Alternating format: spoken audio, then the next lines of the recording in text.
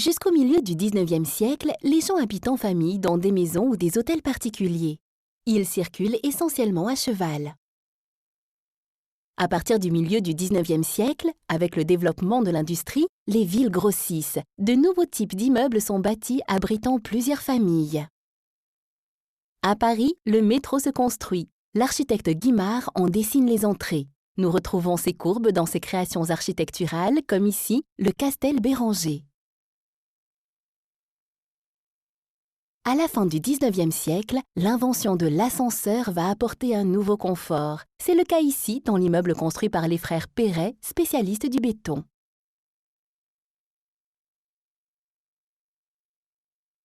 La Première Guerre mondiale de 1914 à 1918 cause beaucoup de destruction.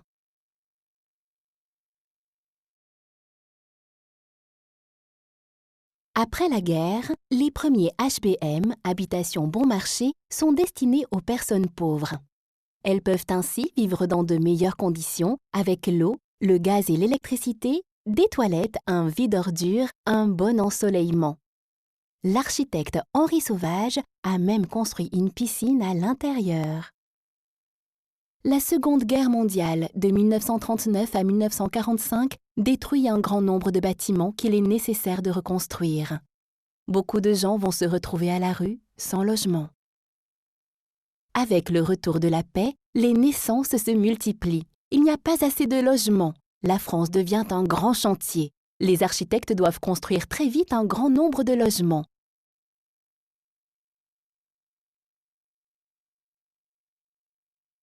De vastes ensembles d'immeubles s'élèvent autour des villes. Ce sont souvent des grandes barres ou des hautes tours.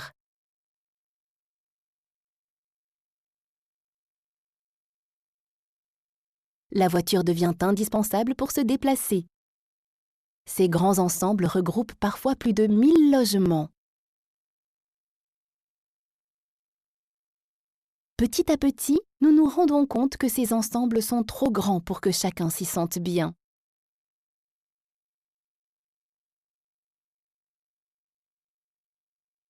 Maintenant, les architectes construisent des petits ensembles d'immeubles. Ils mettent à nouveau des rues entre les immeubles pour que les enfants jouent, les gens se rencontrent.